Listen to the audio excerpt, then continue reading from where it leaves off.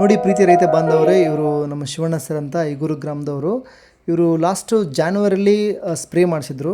ಹಾಗಾಗಿ ಇವ್ರ ತೋಟ ಮೊದಲು ಭಾಳ ವೀಕ್ ಆಗಿತ್ತು, ಡೆವಲಪ್ಮೆಂಟ್ ಇದ್ದಿಲ್ಲ. ಈ ಸ್ಪ್ರೇ ಆದಮೇಲೆ ತುಂಬ ಡೆವಲಪ್ಮೆಂಟ್ ಆಗಿದೆ. ಹಾಗಾಗಿ ಅವರಿಂದನೇ ಒಪಿನಿಯನ್ ಕೇಳೋಣ ಬನ್ನಿ.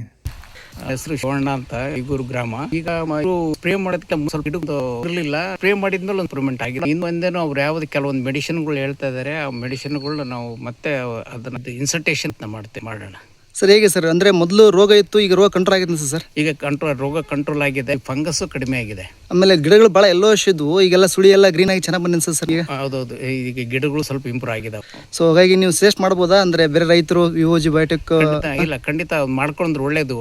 ಯಾಕಂದ್ರೆ ಎಲ್ಲ ರೈತರುಗಳು ಮುಂದೆ ಬರಬೇಕು, ಎಲ್ಲ ರೈತರುಗಳು ಅಭಿವೃದ್ಧಿ ಆಗಬೇಕು. ಹಾಗಾಗಿ ಬೇರೆಯವರು ಕೂಡ ಇದನ್ನ ಸ್ವಲ್ಪ ಯೂಸ್ ಮಾಡ್ಕೊಂಡ್ರೆ ಅನುಕೂಲ ಅಂತ ನನ್ನ ಅನಿಸಿಕೆ. Thank you sir. ನೀವು ನೋಡ್ಬೋದು ರೈತರೆ, ಇಲ್ಲಿ ಎಲ್ಲ ಹೊಂಬಳೆಗಳು ನೋಡ್ಬೋದು. ಎಸ್ಪೆಷಲಿ ಈ ಹೊಂಬಳೆ ಇದೆಲ್ಲ, ಇದು ಸ್ಪ್ರೇ ಮಾಡಬೇಕಾದ್ರೆ ಇತ್ತು ಈ ಹೊಂಬಳೆ ಇದು. ಸೊ ಹಾಗಾಗಿ ಅದರಲ್ಲಿ ಆಲ್ಮೋಸ್ಟ್ ಕಂಟ್ರೋಲ್ ಆಗಿ ಅವಾಗಲೇ ಫಂಗಸ್ ಕಂಟ್ರೋಲ್ ಆಗಿ ಆಲ್ರೆಡಿ ಕಾಯಿ ಹಿಡಿದಿದೆ.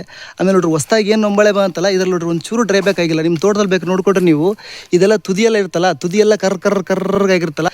ಇವ್ರ ತೋಟದಲ್ಲಿ ಯಾವುದೇ ಥರದ ಕರ್ರಗಾಗಲಿ ಡ್ರೈ ಬ್ಯಾಕ್ ಆಗಲಿ ಯಾವುದಿಲ್ಲ, ಎಲ್ಲ ಹಚ್ಚ ಹಸಿರಾಗಿದೆ. ಸೊ ಚೆನ್ನಾಗಿ ಕಾಯಿ ಹಿಡಿತಿದೆ. ಸೊ ಹಾಗಾಗಿ ಸ್ಪ್ರೇ ಮಾಡಿದರೆ ನೀವು, ಸೊ ಈ ಥರ ಫಂಗಲ್ ಇನ್ಫೆಕ್ಷನ್ಸ್ಗಳು, ಕೀಟಗಳು, ರೋಗಗಳು ಎಲ್ಲ ಕಂಟ್ರೋಲ್ ಆಗಿ ಖಂಡಿತವಾಗಿ ನಿಮ್ಗೆ ಒಳ್ಳೆ ಇಳುವರಿ ಕೂರುತ್ತೆ. ಹಾಗಾಗಿ ಒಳ್ಳೆಯ ಔಷಧಿ ನಿಮಗೆ ಯಾವುದೇ ಕಂಪ್ನಿ ಆಗಲಿ, ಸೊ ಒಳ್ಳೆ ರೀತಿಯಲ್ಲಿ ಬಂದು ವಿಸಿಟ್ ಮಾಡಿ ನಿಮ್ಗೆ ಸರ್ವಿಸ್ ಅಂತ ಸಿಗಿದ್ದು ನೀಟಿಗೆ ರೋಗಗಳನ್ನು ಎಲ್ಲ ಕಂಟ್ರೋಲ್ ಮಾಡಿಕೊಂಡ್ರೆ ಸೊ ನಿಮ್ಗೆ ಇಳುವರಿ ಉತ್ತಮವಾಗಿ ಬರುತ್ತೆ ಅಂತ ಹೇಳ್ತೀನಿ. Thank you very much.